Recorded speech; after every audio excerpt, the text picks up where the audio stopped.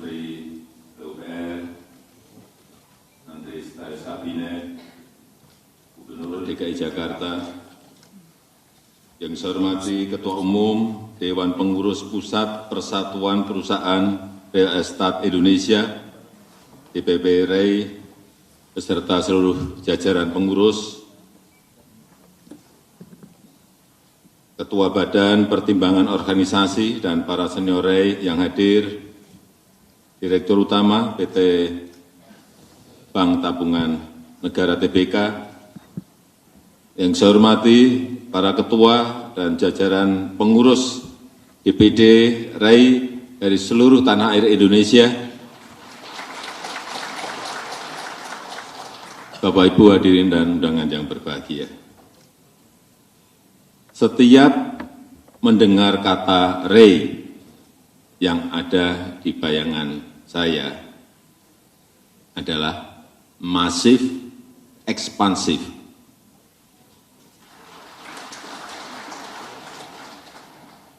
Karena dari sisi anggota di catatan saya, ini tahun 1972, anggotanya 33 perusahaan.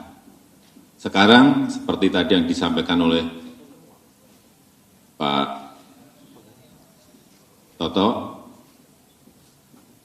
6.400 perusahaan. Perkembangannya sangat pesat sekali. Sangat pesat sekali. Dan isinya, ini mulai yang kelas kakap, ada, kelas sedang, ada, kelas kecil, sampai kelas 3 ada semuanya. Semua difasilitasi dan diterima oleh REI. Dan saya senang di tengah perlambatan ekonomi global, sektor properti, real estate, dan konstruksi Indonesia termasuk yang tangguh dan tahan banting dan semakin kompetitif.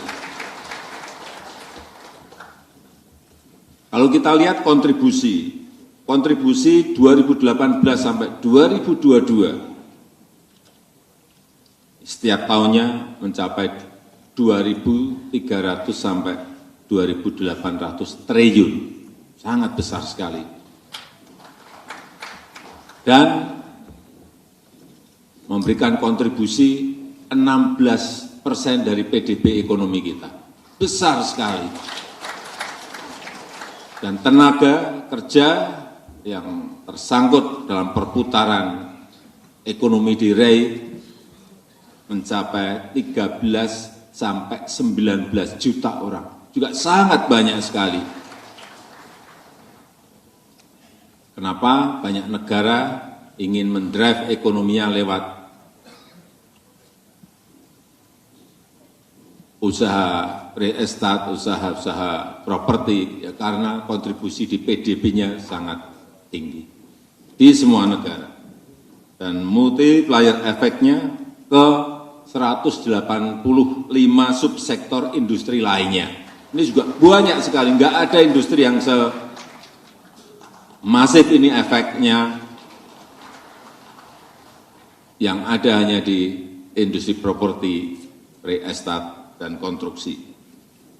Multiplier efek ke 185 subsektor. Di material, semuanya industri tersangkut di sini. Semen, batu bata, besi, cat, semuanya bergerak kalau industri properti dan real estate itu bergerak. Furniture dan interior, kursi, lampu, kasur, toilet pasti laku karena ada rumah-rumah baru yang banyak. Elektronik, kita tahu semuanya, kalau rumah baru pasti butuh TV, kulkas, dispenser, dan lain-lainnya. AC dan lain-lainnya. Alat dapur, kalau rumah baru pasti beli alat-alat dapur. Panci, wajan, sendok, semuanya beli. Garpu, semuanya beli. Industri jasa, jangan lupa industri jasa. Dari yang namanya tukang listrik, tukang sampah, tukang kebun, sedot WC, semuanya bisa bergerak.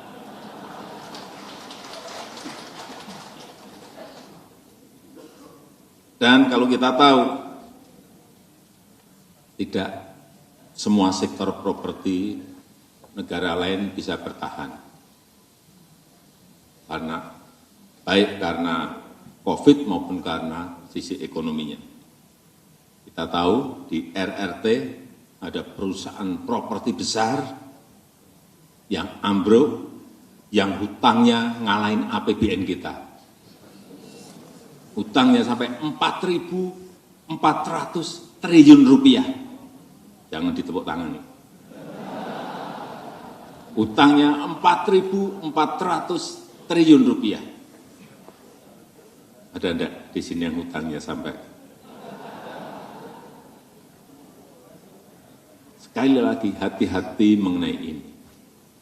Sehingga semuanya memang semuanya harus dikendalikan. Berapa backlog kita? Jangan hanya bangun, padahal backlog kita sudah enggak ada misalnya. Enggak bisa. Semuanya manajemen itu harus dikendalikan, harus dikelola. Dan alhamdulillah di Indonesia tidak begitu.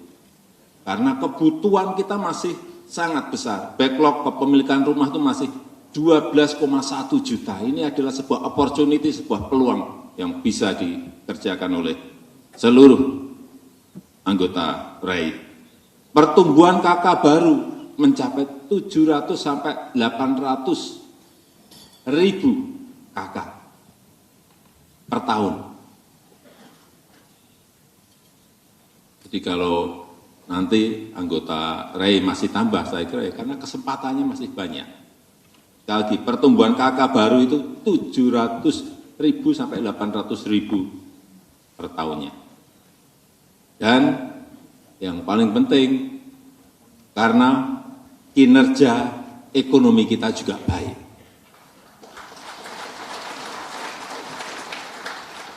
Tadi disampaikan oleh Pak Toto, Pak Ketua RAI, baru saja diumumkan hari Senin kemarin, pertumbuhan ekonomi kita, growth itu 5,17%. Dan sudah tumbuh di atas 5% selama 7 kuartal berturut-turut.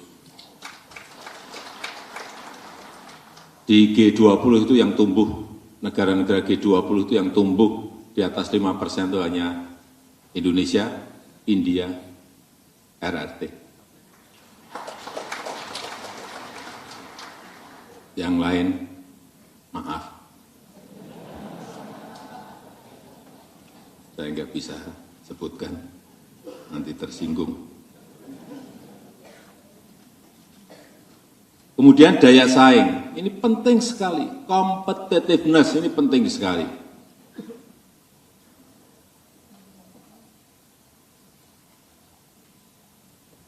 Dari yang sebelumnya kita 44, tahun ini melompat menjadi 34, ranking 34. Ini naik 10 peringkat, ini tertinggi di dunia untuk kenaikannya. Kenaikannya sangat, lompatannya sangat penting.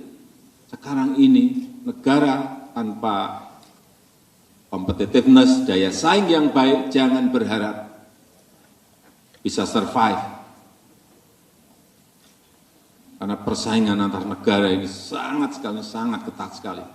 Baik memperebutkan kue ekonomi, memperebutkan kue investasi, semuanya jadi rebutan.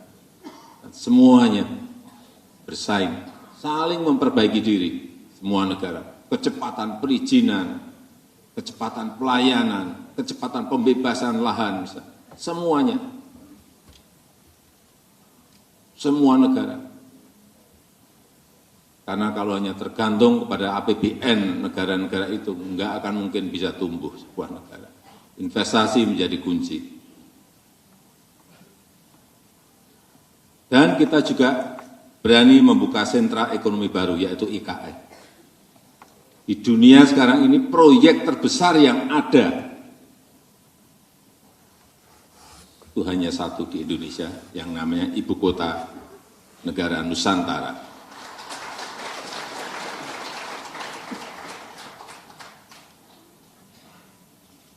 Dan nanti ada Pak Doni dari Otorita IKN, per 27 Juli yang lalu 34.000 hektar lahan sudah bisa dibeli loh, nggak ada gratisan di sana. Harganya berapa, tanya ke Pak Kepala Otorita. Ini peluang.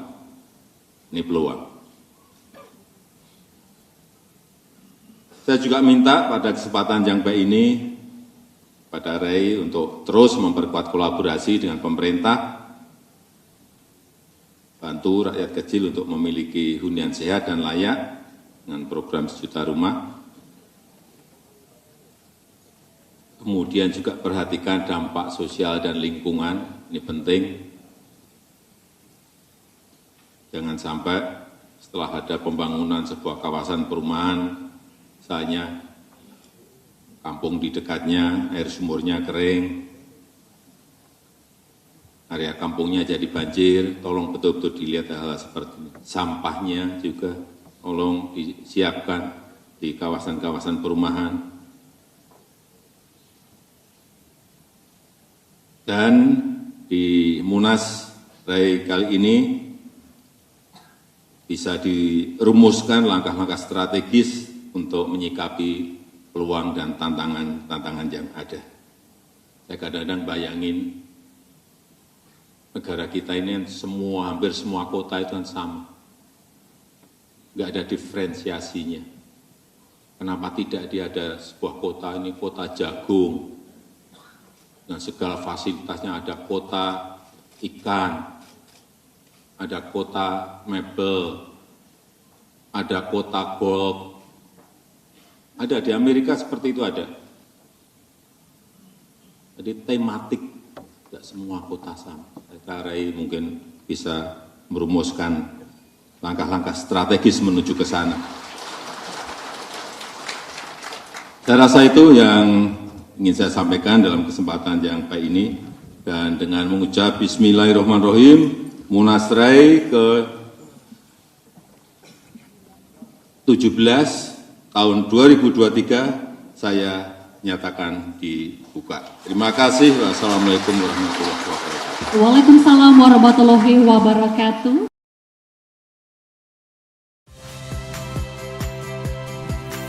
Saya Viliria Bella. Saksikan program-program Kompas TV melalui siaran digital, pay TV, dan media streaming lainnya. Kompas TV, independen, terpercaya.